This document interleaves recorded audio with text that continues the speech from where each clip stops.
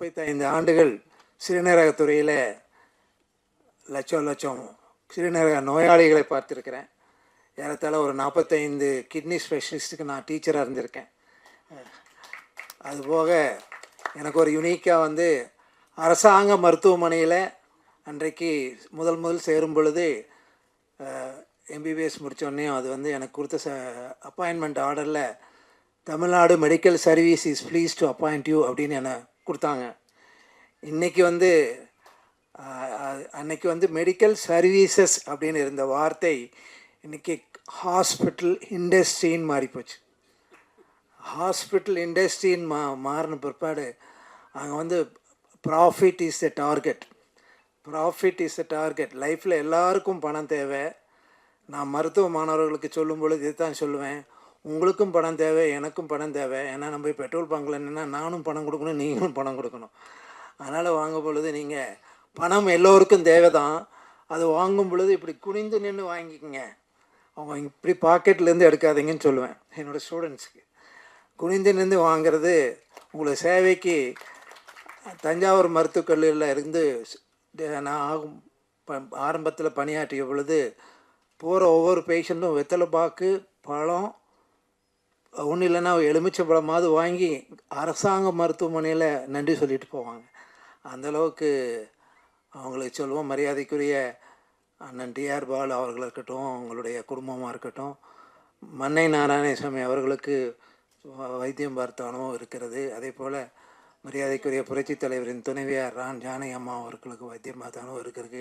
மரியாதைக்குரிய கலைஞர் அவர்களுக்கு பார்த்த அனுபவங்கள் இருக்கிறது. எல்லாத்துக்கும் மேலாக மரியாதைக்குரிய சூப்பர் சார் அவர்களுக்கு கூட முதல் முறையாக அங்கே ராமச்சந்திர மருத்துவமனையில் அவர் டயலைஸ் ஆகும் பொழுது நான் தான் அவருக்கு போட்டேன். இது எங்கேயும் நான் பொது மேடையில் சொன்னதில்லை, என்னுடைய அடக்கத்தின் காரணமாக. ஆனால் எல்லாத்துக்கும் நம்ம தேவைகள் எவ்வளவோ இருந்தாலும் இன்றைக்கி மக்கள் நலன் சார்ந்த பணியில் ஒரு முதலமைச்சர் என்னென்ன செய்யணுங்கிறத அண்ணன் தர்ம போராளி நாங்கள் சொல்லுவோம். தர்ம போராளி என்று சொல்வதற்கு எல்லாத்துக்கும் குரல் கொடுப்பதற்கு ஒருத்தர் இருக்காங்க. தர்மத்துக்கு குரல் கொடுக்கறதுக்கு போராளியாக இருந்தவர் தான் அண்ணன் எச்.ஆர். ராஜா அவர்கள். அவங்க உண்மையிலே அவருக்கு சில குரல் கொடுக்கறதுக்கு எங்களை போன்றவங்களாம் நேரடியாக மேடைகளில் குரல் கொடுக்கறதுக்கு எங்களுக்கு மனதைரியம் இல்லை. எனக்கு ஒரு ஆசைகள் இருந்தாலும் இன்றைக்கி அவருடைய படத்தை பார்ப்பதற்கு இறைவன் ஒரு வாய்ப்பை கொடுத்திருக்கிறார்கள். எல்லாத்துக்கும் காரணம் என்னுடைய ஹோம் மினிஸ்டர். எனக்கு அவங்க மற்றவங்களுக்கு கவர்னர், எனக்கு அவங்க ஹோம் மினிஸ்டர். நான் மரியாதைக்குரிய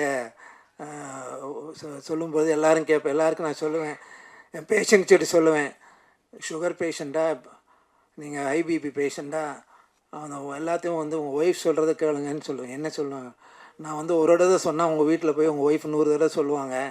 ஏன்னா உப்பு சாப்பிடாதேன்னு சொன்னால் உப்பு சாப்பிட அவங்க சொல்கிறது கேட்பாங்க. டாக்டர் சொன்னார்லன்னு கேட்பாங்க. நான் என்னென்னலாம் சொல்லணுமோ அதெல்லாம் உங்கள் ஒய்ஃப்கிட்ட அட்வைஸ் பண்ணிடுவேன். அதனால் அவங்க வீட்டில் அதை சொல்லுவாங்க. அதனால் மனைவி சொல்லை கேட்காத கணவன் இல்லை. மனைவி சொல்லை நீங்கள் கேட்டிங்கன்னா தான் நல்லா ரொம்ப நாள் வாழ முடியும். எல்லாருமே நீங்கள் எல்லாம் பெரும்பாலும் அது எல்லாருக்குமே அந்த அனுபவம் இருக்குன்னு நினைக்கிறேன். எல்லோரும் அவங்க துணைவியாரின் சொல்லை கேட்டு வாழ பழகியவர்கள் தான் ரொம்ப நாள் நல்லா ஆரோக்கியமாக இருப்பாங்க. அந்த மாதிரி ஒரு பொது மெசேஜை சொல்லி ஒரு புதிய அனுபவத்தை கொடுத்த இந்த மேடைக்கு நன்றி சொல்லி விடைபெறுகிறேன். நன்றி, வணக்கம்.